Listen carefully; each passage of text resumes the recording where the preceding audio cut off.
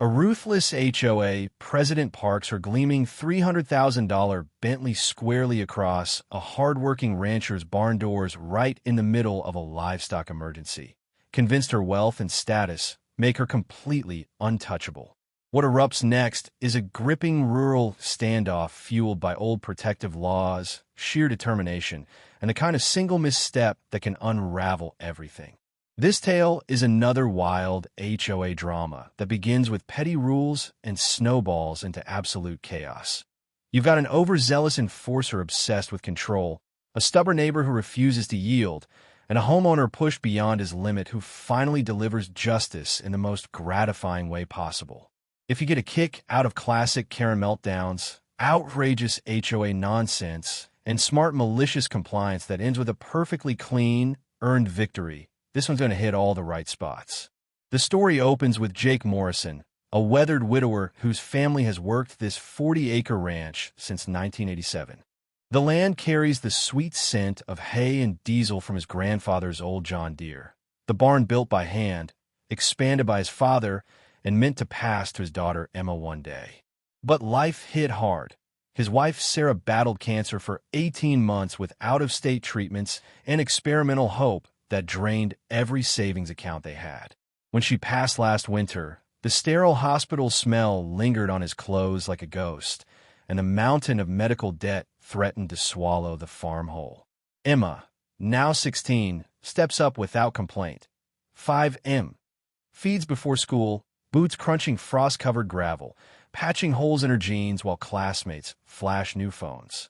She's his anchor in the storm. Then Vivian Blackstone arrives next door, dropping $2. $3 million on what she calls a farmhouse mansion on the old Patterson place. A sprawling eyesore of luxury that dwarfs Jake's entire operation. She wants the authentic rural vibe without any of the actual rural mess.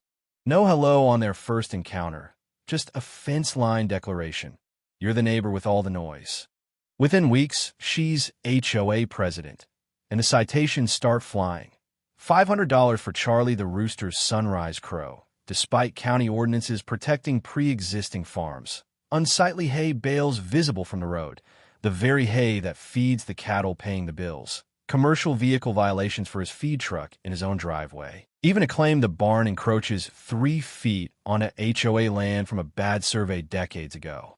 Fines climb, $500, $800, $1,000. Each one a calculated squeeze on a grieving family already drowning. The parking games begin subtly, her Bentley edging closer to the barn entrance, turning equipment maneuvers into a nightmare. But 3 weeks ago she goes too far. A breech birth goes wrong, the mother cow bellowing in pain, blood on Jake's hands as he fights to save them both. The emergency vet races over for a C-section. Minutes count. Seconds count. That's when Jake stumbles out for equipment and finds the Bentley parked directly across the barn doors like a barricade. Vivian sips coffee from her window, smirking at his panic. Move your car. Animals are dying, he pleads. She steps out, shades on, arms folded. Maybe you should have thought about that before violating HOA standards, farm boy. The calf doesn't make it. The mother barely survives. In that moment, Jake realizes this isn't entitlement. It's cruelty for sport. Grief turns to fury. More citations arrive, taped to the mailbox like ransom notes. Excessive odors, cow manure on a cattle ranch, shocking, unauthorized vehicle storage, unsightly equipment. Daily fines loom at $200 if ignored. But farmers in desperation become relentless researchers. Digging through dusty county records and state AG codes, Jake uncovers the Agricultural Protection Act and its grandfather clause. Operations predating residential sprawl, his 1987 versus her 2019 subdivision, are shielded from harassment. Even better, deliberate interference during livestock emergencies is criminal, with $10,000 fines and felony potential. He files counterclaims for $42 at the courthouse. The clerk winks as she stamps them. Justice arrives Monday. A sheriff's deputy serves Vivian papers. Her composure cracks as she reads them repeatedly, face flushing. She calls venom dripping. You think you're clever, farm boy. Jake fires back.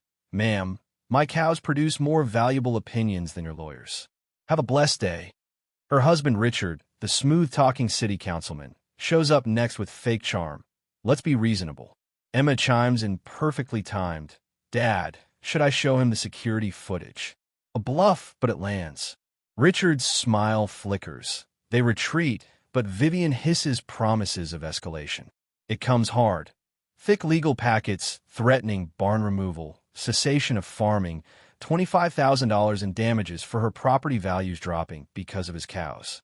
Sabotage follows. Irrigation lines cut clean. Anonymous inspector calls flooding in health, environmental, fire, even child services traumatizing Emma. Surveillance photos from her fancy camera map his routines. A gate is removed from hinges, designer heel prints left in the mud. Jake installs visible cameras, documents everything, and leans on free legal help from the Agricultural Defense Fund. Maria Santos, a no-nonsense AG rights attorney, confirms right to farm laws protect established operations. Vivian's actions cross into criminal territory. Then Emma's history project unearths gold. 1,952 township records establishing a federal agricultural emergency access easement right under the barn doors. Ordinance 142C. Obstructing it during livestock emergencies allows immediate sheriff removal and equipment clearance, with fines up to $10,000. Insurance won't cover vehicles damaged while illegally blocking protected AG ops. Vivian's mansion is mortgaged to the hilt. Any big judgment could trigger foreclosure. Her developer pals want Jake's land for a multi-million expansion. The harassment was never about aesthetics. It was about forcing a sale. Community rallies. Neighboring ranchers offer testimony. The vet provides emergency statements. Extension agents spread the word. Jake preps the John Deere 450, 20 tons of steel, serviced and ready. Monday morning arrives. Vivian parks the Bentley sideways again, this time with contractors in tow, smirking at the cameras. Enjoy your final morning, farm boy. After today, this gets resolved permanently. Jake calls the sheriff, reports the easement violation during a staged emergency, calf respiratory distress, vet en route. Deputy and vet arrive for documentation. With everything recorded, body cams, witnesses, veterinary necessity, Jake climbs into the tractor. Ma'am, move, or I clear the obstruction under federal authority. She refuses. Go to hell, farm boy. The loader contacts the Bentley's quarter panel with a metallic crunch. Slowly, methodically, 20 tons pushes the luxury aside.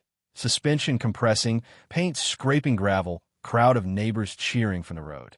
Insurance denies her claim. Owner negligence on protected land. Repairs. $53,000 out of pocket. The fallout is swift and sweet. Her mansion lists at a steep loss to cover debts. Development plans die. New zoning strengthens AG protections countywide. The viral video explodes. Millions of views. Farm tours start. Proceeds fund a scholarship in Sarah's name for AG law students. Emma heads to college dreaming of farmer advocacy. The new owners next door bring cookies and let their kids pet calves. The reorganized HOA adopts a good neighbor policy. Jake and Emma watch sunsets over pastures that will stay pastures, knowing some fights are worth every scar. You know, stories like Jake's show how these power trippers bank on exhaustion and broke backs to win. Vivian drove past that barn hundreds of times, plotting her petty blocks, never imagining dusty 1952 paperwork would outrank her Bentley. Laws don't care about connections or car prices. They enforce when called. When she screamed, "Go to hell," into a deputy's body cam with neighbors watching, she handed the win to the good guys. The quiet victories hit hardest. What's your worst run-in with someone who thought money made them invincible? Drop it below. I read them all. If this one fired you up, smash like, subscribe for more chaotic wins where the underdog comes out on top. Sometimes justice rolls in on diesel fumes and steel tracks. Stories like this are fictionalized for entertainment, inspired by real themes of neighbor disputes and rural life, but not based on actual events, people, or places. Any resemblance is coincidental.